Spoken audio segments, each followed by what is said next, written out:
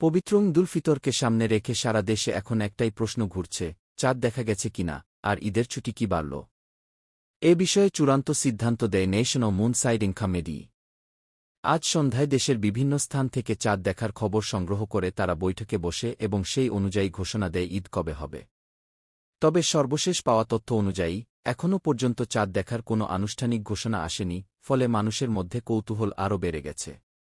ধর্মীয় নিয়ম অনুযায়ী যদি আজ আকাশে নতুন চাঁদ দেখা যায়, তাহলে পরের দিনই ঈদুল ফিতর উদযাপন করা হবে। আর যদি চাঁদ দেখা না যায়, তাহলে রমজান মাস ৩০ দিন পূর্ণ হবে এবং ঈদ একদিন পিছিয়ে যাবে। এই কারণেই অনেকের মনে প্রশ্ন, ছুটি কি বাড়ল?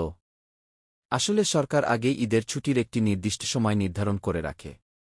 কিন্তু চাঁদ না দেখা গেলে ঈদের দিন একদিন পিছিয়ে যায়, ফলে ছুটির সময়ও স্বাভাবিকভাবেই একদিন পরে শুরু হয় বা দীর্ঘ মনে হয়।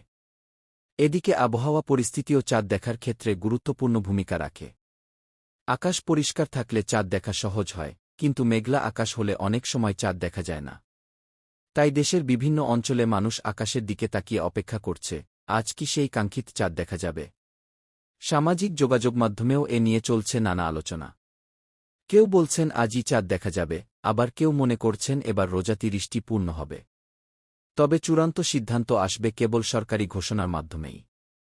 সব মিলিয়ে বলা যায়, চাঁদ দেখা এবং ঈদের দিন নির্ধারণ পুরোপুরি নির্ভর করছে আজকের রাতের পর্যবেক্ষণের উপর। তাই সবাই এখন তাকিয়ে আছে সরকারি ঘোষণার দিকে। ঘোষণা আসলেই নিশ্চিত হবে কবে ঈদ আর ছুটির সময়সূচি ঠিক কেমন হবে।